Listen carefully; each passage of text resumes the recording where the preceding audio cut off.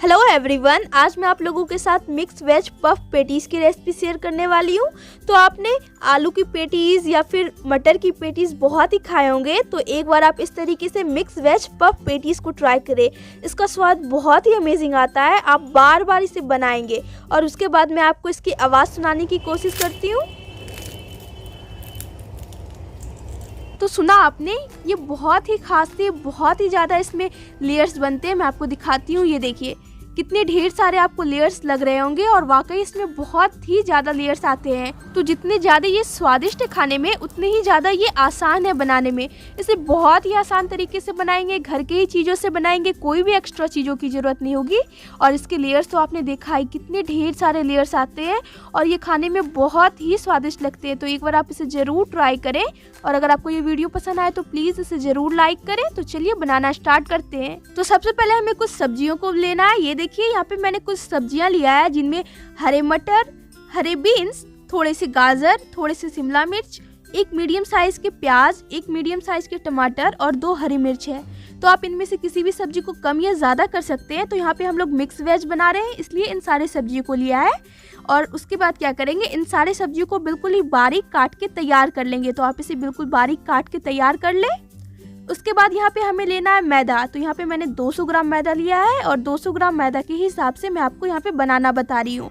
और अब यहाँ पे हमें डालना है इसमें हल्का गुनगुना गर्म रिफाइंड ऑयल। तो 200 ग्राम मैदे में 6 से 7 चम्मच आप घर के जो नॉर्मल चम्मच होते हैं रिफाइंड ऑयल डालें, जो कि हल्का गुनगुना गर्म होना चाहिए।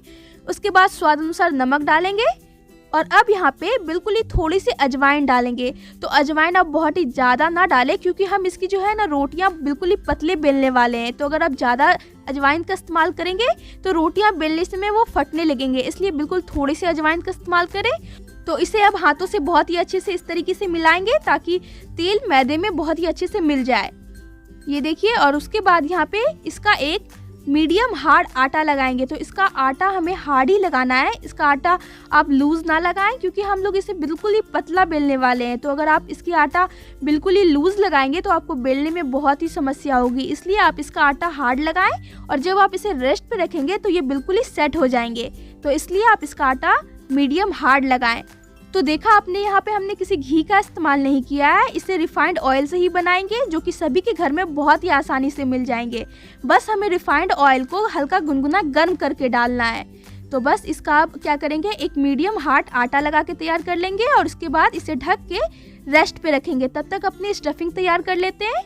तो ये देखिए, यहाँ पे मैंने एक पैन ले लिया है, इसी पैन में मैंने रिफाइंड ऑयल को गर्म किया था। तो अब इसी पैन में अपने यहाँ पे वेजिटेबल को भून लेते हैं। तो सबसे पहले यहाँ पे हमें चाहिए 4 चम्मच के करीब रिफाइंड ऑयल। तो जो भी तेल का आप इस्तेमाल करते हैं आप तेल ले लें। उसके बाद डालेंगे 1/4 चम्मच जितना जीरा। तो तेल जब गर्म हो जाए तो 1/4 चम्मच जीरा डाल दें। और अब यहाँ पे ये देखिए, मैंने सारी सब्जियों को बिल्कुल ही बारीक कट कर लिया है। तो सबसे पहले प्याज डालेंगे और प्याज को बिल्कुल ही थोड़ी देर भून लेंगे, लगभग 1 मिनट के करीब आप प्याज को भून लें। और उसके बाद सारी सब्जियों को मिक्स करेंगे। तो प्याज को भुनने के बाद सारी सब्जियों को मिक्स कर दें। आप देख सकते हैं बिल्कुल ही बारीक यहाँ पे मैंने सब्जियों को कट किया है और आपको अब इसी तरीके से बिल्कुल ही बारीक इसे कट करना है। तो ये देखिए, यहाँ पे पहले बीन्स को डाल के कुछ देर भून लेंगे, लगभग 1 मिनट तक। उसके बाद बाकी की सारी सब्जियों को मिला देंगे। तो बीन्स भुनने के बाद यहाँ पे ये देखिए बारीक कटे गाजर मिला देंगे, सारे मटर को डाल दें, शिमला मिर्च डाल दें। तो यहाँ पे मैंने 2 हरी मिर्च भी इसमें डाला है। तो मिर्ची आप अपने अनुसार ले सकते हैं, कम या ज़्यादा वो अपने अनुसार आप एडजस्ट कर लें। तो अब यहाँ पे मैंने सारे सब्जियों को मिक्स कर लिया है, बीन्स, गाजर, मटर, शिमला मिर्च। और उसके बाद इसे कुछ देर भूनेंगे, लगभग 2 से 3 मिनट तक। और उसके बाद लास्ट में मिलाएंगे इसमें टमाटर। तो टमाटर आप बिल्कुल लास्ट में ऐड करें। और उसके बाद सारे मसाले मिलाएंगे। तो सबसे पहले स्वाद अनुसार नमक डाल दें। ये देखिए, स्वाद अनुसार नमक डालेंगे। उसके बाद 1/4 चम्मच हल्दी पाउडर। और उसके बाद यहाँ पे मैं डाल रही हूँ 1 चम्मच लाल मिर्च। तो मिर्ची मैंने आपको पहले ही बताया, आप अपने अनुसार ले सकते हैं। उसके बाद आधे चम्मच जितना जीरे के पाउडर और 1/4 चम्मच गरम मसाला। बस इतने ही मसाले का हमें इस्तेमाल करना है, बहुत ही अच्छा टेस्ट आएगा। और उसके बाद सारे मसालों को इस वेजिटेबल में अच्छे से मिक्स कर लेंगे। और मिक्स करने के बाद बस आप कुछ देर पकाएं और ये हमारे स्टफिंग बनके बिल्कुल तैयार हो जाएंगे। तो हमें मसालों को बहुत ही अच्छे से इसमें मिक्स कर लेना है और ये हमारे स्टफिंग बनके बिल्कुल तैयार हो जाएंगे। ये देखिए, अच्छे से मिला लें। और मिलाने के बाद हमारे स्टफिंग बनके तैयार है। बहुत ही ज़बरदस्त इसका टेस्ट आएगा। तो इसे ठंडे होने के लिए रख देते हैं और जब तक हमारे यहाँ पे आटा भी अच्छे से सेट हो चुका है, एक बार आटे को अच्छे से हाथों से मस लेंगे और उसके बाद इसके छोटे छोटे लोई तोड़ लेंगे।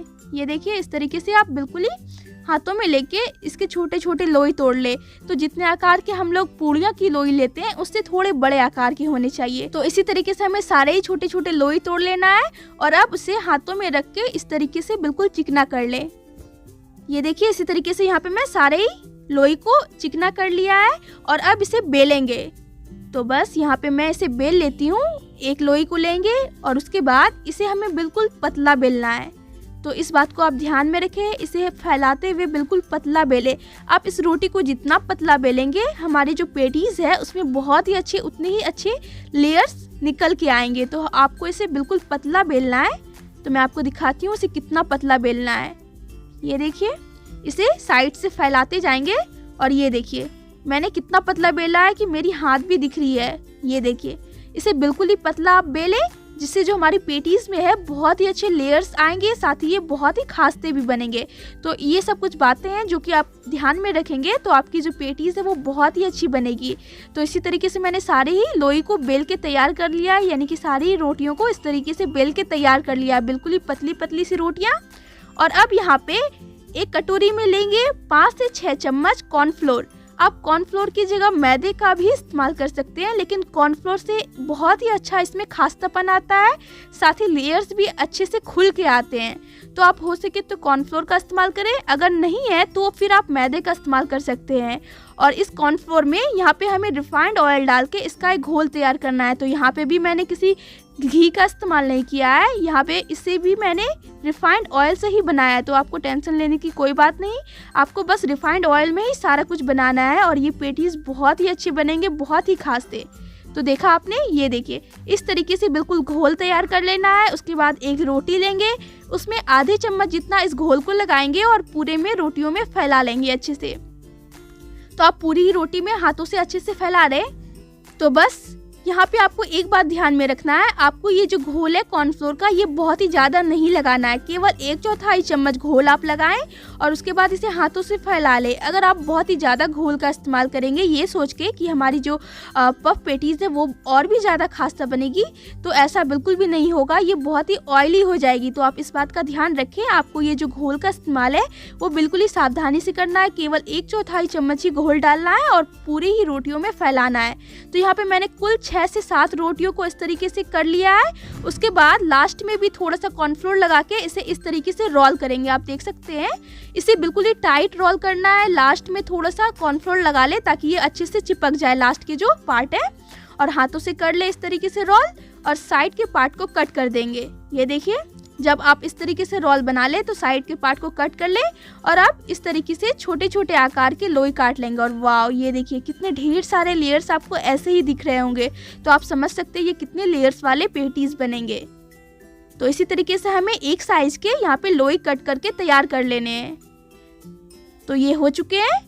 तो यहाँ पे मैंने कुल 7 रोटियों को आपस में कॉर्नफ्लोर लगा के जोड़ा था और इस तरीके से हमें अब इसे बेल लेना है। तो आपने देखा इसे 20 से प्रेस करें हाथों से, और इसे हाथों से 20 से प्रेस करने के बाद इसे बेलने का तरीका ये होता है कि आप इसे साइड्स को बेलें। आप इस तरीके से बिल्कुल ही साइड को बेलें ताकि ये बीच से फटे ना। अगर बीच के लेयर्स निकल रहे हो तो आप इसको फिक्स भी कर सकते हैं, कोई प्रॉब्लम नहीं है, आप इसे आपस में जोड़ के फिक्स भी कर सकते हैं। और इस तरीके से स्क्वायर शेप में आपको कट कर लेना है। उसके बाद आपको ये देखना है कि किस साइड अच्छे से लेयर्स दिख रहे हैं। जिस साइड अच्छे से लेयर्स दिख रहे हैं उसे आप बाहर की तरफ रखें और अंदर की तरफ स्टफिंग भरेंगे ताकि जो लेयर्स है वो अच्छे से खुल के नजर आए। और उसके बाद ये जो हमने स्टफिंग बनाया था 1 चम्मच के करीब स्टफिंग रख दें और इसे अच्छे से पैक कर लेंगे।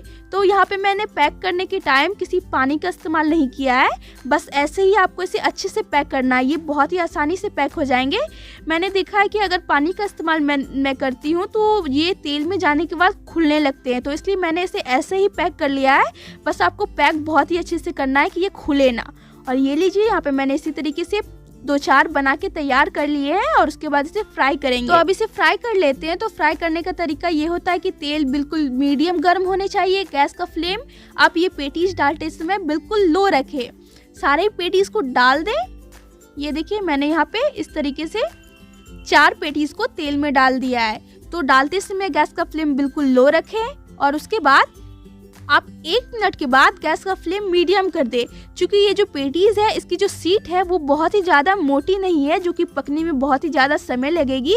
तो इसे हमें बिल्कुल लो फ्लेम पे नहीं फ्राई करने हैं। बस आप डालते समय गैस का फ्लेम लो रखें और 1 मिनट के बाद गैस का फ्लेम मीडियम कर दें। अगर आप इसे बिल्कुल ही लो फ्लेम पे पकाते जाएंगे तो ये थोड़े ऑयली हो जाएंगे, तो इसलिए आप इसे मीडियम टू हाई फ्लेम पे ही पकाएं। ये बहुत ही अच्छे से पक जाएंगे क्योंकि ये जो सीट है पफ पेटीज के वो बहुत ही पतले थे।